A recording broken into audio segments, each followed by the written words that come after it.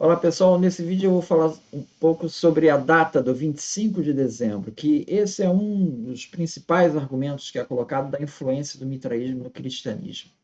Que o cristianismo, então, ele se aproveitou da data do 25 de dezembro, que era dedicado ao deus Sol Invictus, o deus Mitra, e aproveitou essa festa pagã para convertê-la numa festa cristã, e assim facilitar a transição do paganismo para o cristianismo.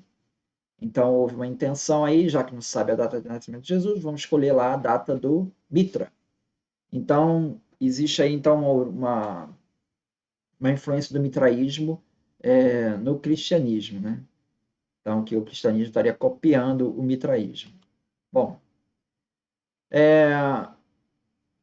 esse vídeo aqui vai estar baseado basicamente em dois vídeos que tem. Um é do Henrique Caldeira, Estranha História, e outro é do Religion for Breakfasts.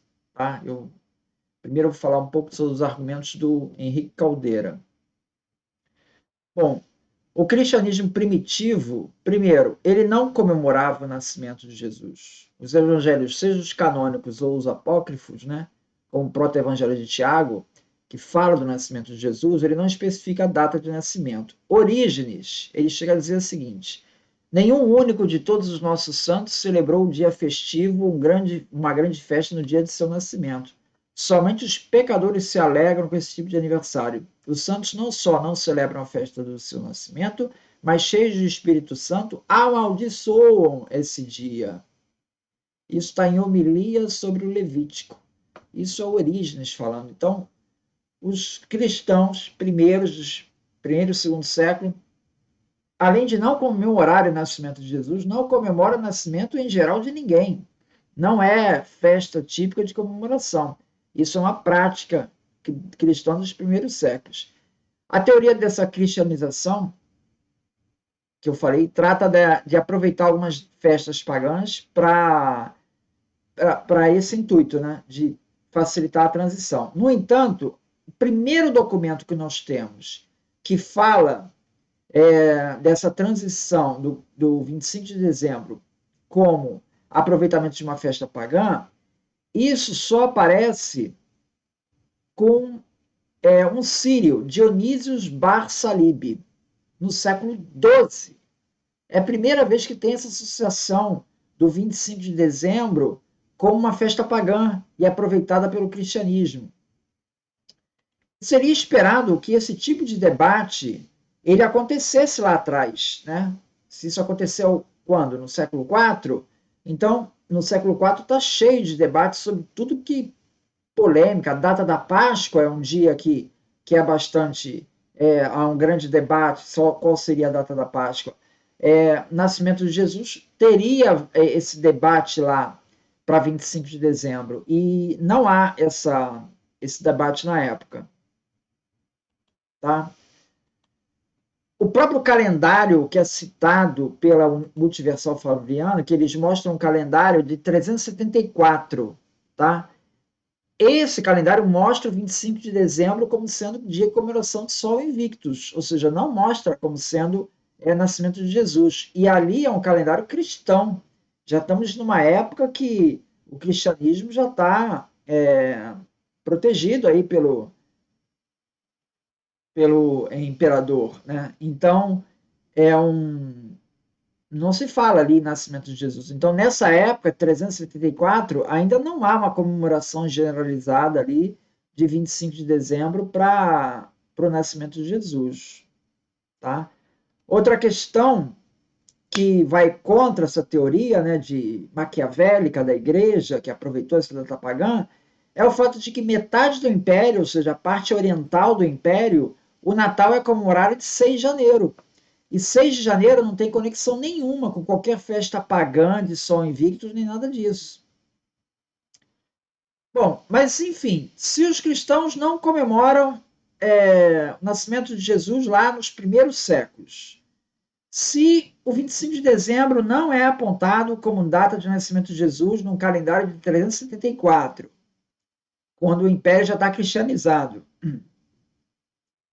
se essa questão só vai surgir no século XII, então como é que a gente pode explicar esse 25 de dezembro como o nascimento de Jesus.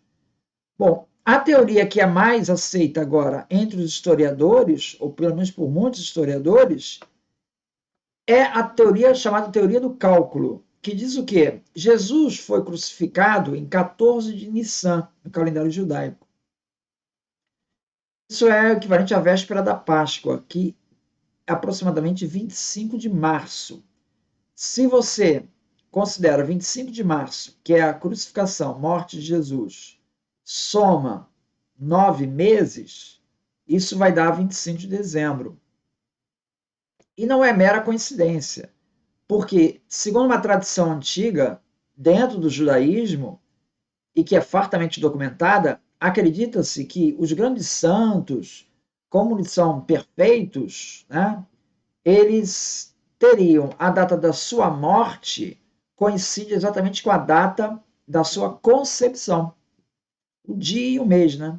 Ele coincide a data da concepção com a data da morte. Isso, o Santo Agostinho fala isso em Sobre a Trindade, capítulo 4.5.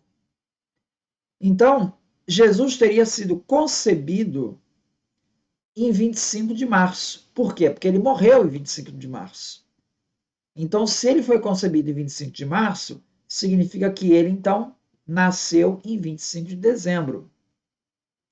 Júlio Africano e Hipólito de Roma também se referem a essa associação de 25 de março e 25 de dezembro.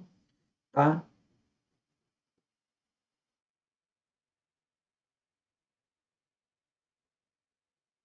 A data 6 de janeiro, ela é explicada por essa teoria? Sim, porque se você faz esse cálculo de 25 de março a 25 de dezembro, se você faz o cálculo usando o calendário grego, você vai chegar à data de nascimento de Jesus, 6 de janeiro.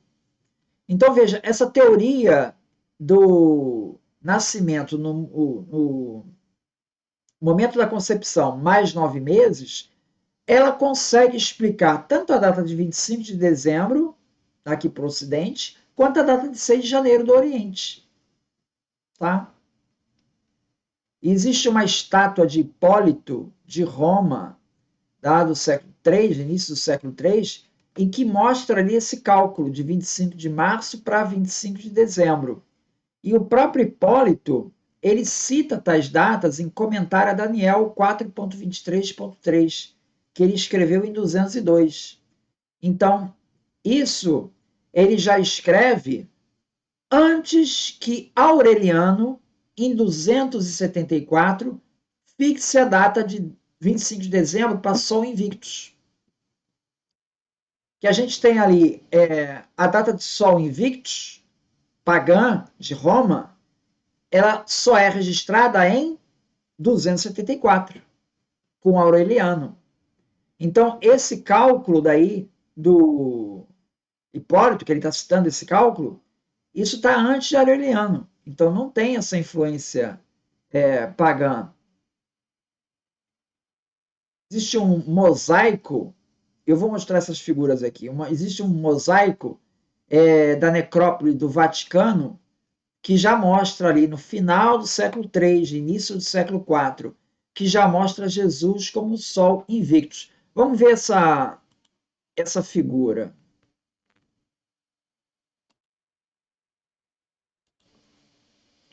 Então, essa figura vai aparecer aqui, ó. Esse é o mosaico do século III, que aparece Jesus, e você vê que os raios de sol partem da cabeça de Jesus. Tá? Teoricamente, seria a representação de Jesus, como Sol invictus. Há autores que questionam isso. A gente vai ver daqui a pouco. Mas essa seria a mais antiga representação de Jesus como Sol invictus, já no século III. Tá? Não, como Sol. Né? Aqui é uma outra representação que aparece Maria amamentando o menino Jesus e aqui o Sol. Bom, representação do Sol aqui. Já da segunda metade do século II. Quer dizer, não está claro aqui que é o Sol Invictus, que você está comemorando o Deus pagão. Aqui você está simplesmente representando o Sol. Tá?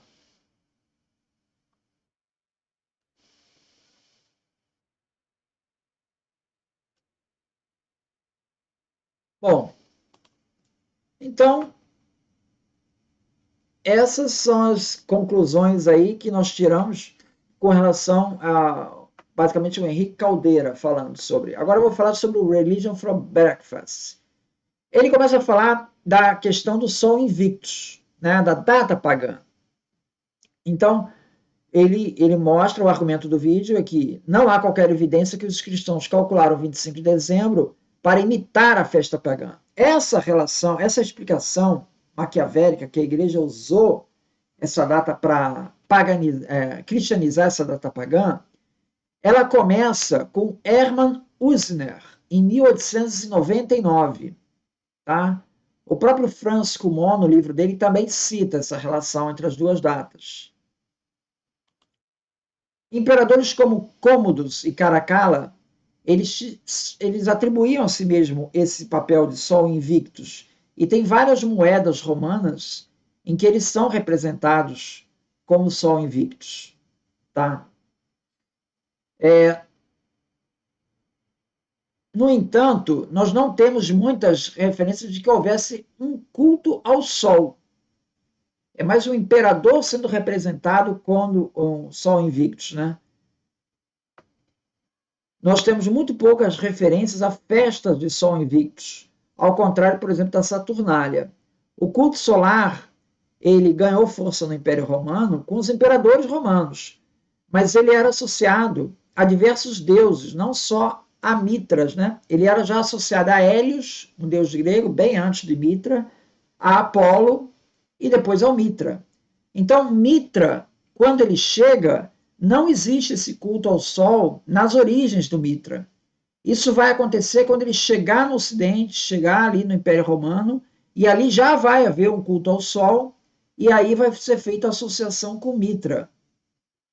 Tá?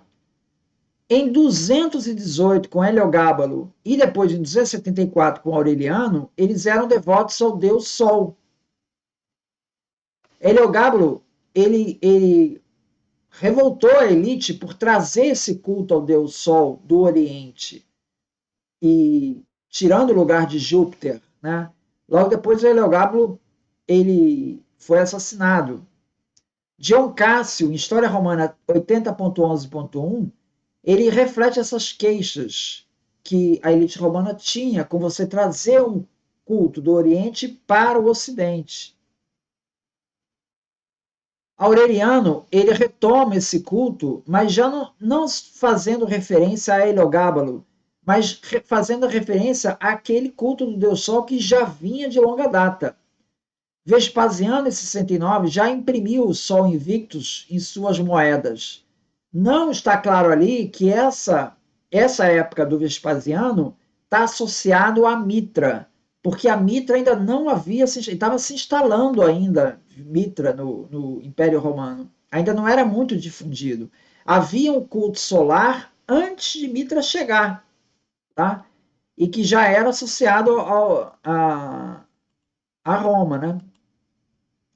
Então, essa sucessão dos imperadores com o Sol Invictus continuou com Cômodo, mas não há qualquer evidência nessa época de um feriado em 25 de dezembro. Isso parece ter acontecido com Aureliano, em 274, que ele introduziu esse novo feriado. Mas lembra, Sol Invictus, ele já era comemorado antes, tá? Ele já era comemorado antes. O imperador é que tomou aquele Sol Invictus em 274 como oficial do Império Romano, mas o culto já existia. O festival que havia não era 25 de dezembro, era em 19 de outubro. Então, veja, outro problema para essa questão dos cristãos terem se apropriado da data é que a data principal para o culto do Sol Invictus não era 25 de dezembro, era 19 de outubro.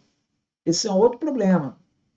Isso quem diz é Stefan Riesmans. As referências estão em anexo aqui. Essa questão de associar o Sol Invictus com 25 de dezembro só fica documentalmente claro no tal catálogo de 354, que a Multiversal mostrou, que ali aparece 25 de dezembro como sendo Sol Invictus. Ou seja, isso acontece 80 anos depois de Aureliano. Quer dizer, os historiadores entendem que esse catálogo confirma, mas possivelmente 25 de dezembro para Sol Invictus começou com Aureliano, em 274, não antes disso. Tá?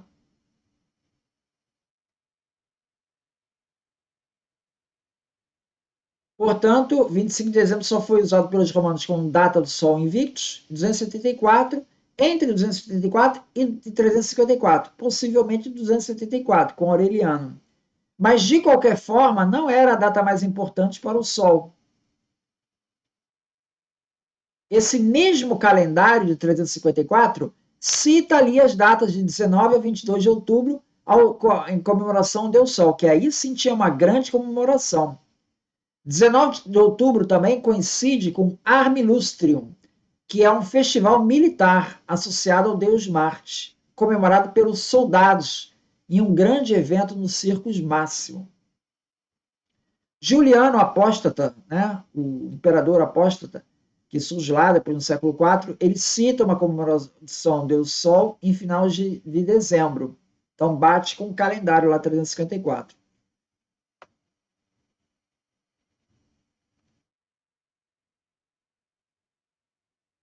Templos ao deus Sol, se existiram, foram muito poucos, mas não sobrou nenhum.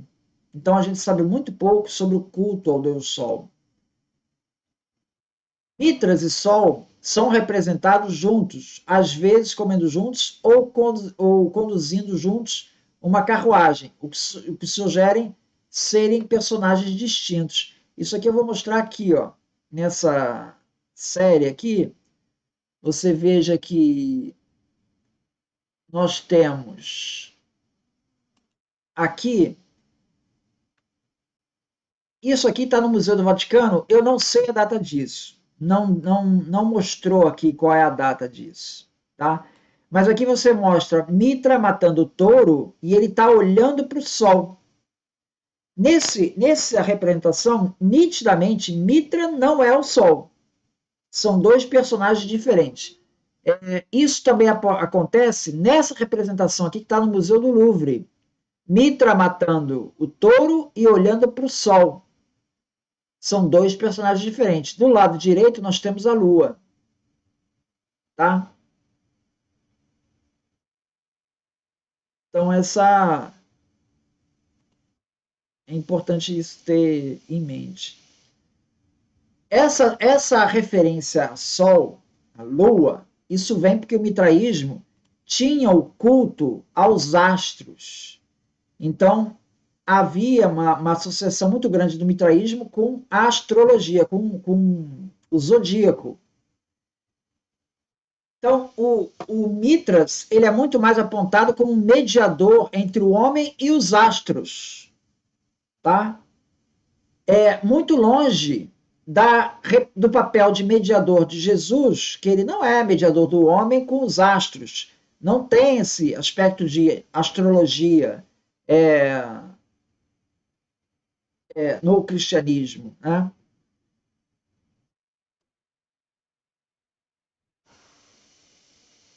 Outra questão que é importante destacar é que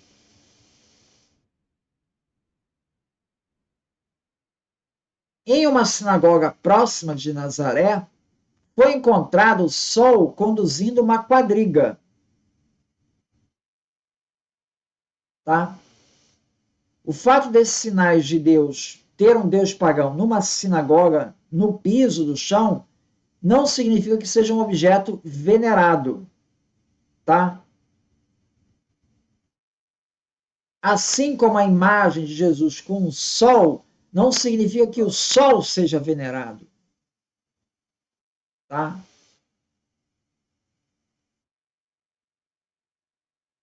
Aí ele faz associação, por exemplo, com a Estátua da Liberdade. Nós temos a Estátua da Liberdade, todo mundo olha para a estátua, mas não significa que esteja havendo um culto à estátua ali. É simplesmente a personificação de um personagem, no caso, a personificação do astro solar. Então, isso é que justifica a presença desse sol em igrejas e mesmo nessa sinagoga. Tá? Não é que esteja havendo um culto ao sol ali.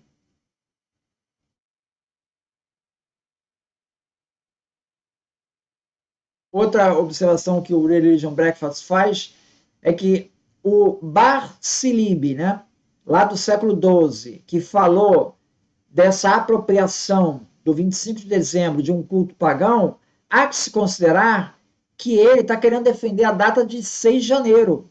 Então, ele está querendo caracterizar a data de 25 de dezembro como uma festa pagã. Então, ele tem interesses religiosos em dar essa associação. Isso é um outro aspecto a ser considerado. Mas o fato é que nós não temos nenhum documento da época do século IV que mostre essa associação. Então, não há essa associação.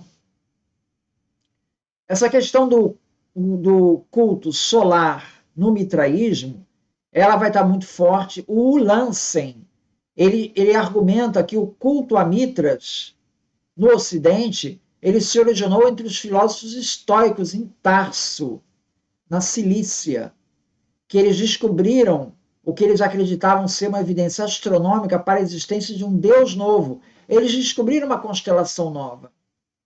E ali eles associaram aquilo a um Deus novo. Então vem daí essa associação com os astros. De acordo com Lansen, o culto romano posterior de Mitras originou-se no século I a.C., como um grupo de filósofos estoicos residente em Tarso, na Ásia Menor, como uma reação à descoberta da precessão dos equinócios no signo de Touro, feita pelo astrônomo Hiparco de Rhodes. Essa associação foi feita quando o mitraísmo estava chegando a Roma. Então, nesse momento, ele passou a ser associado com o deus solar, que já havia, é o deus solar grego Hélios, que já havia. Então, associaram ali Mitras com o deus solar. Isso não está lá na Pérsia. Agora, nesse momento, não há nenhuma referência a 25 de dezembro. 25 de dezembro só vai acontecer com Aureliano em 274.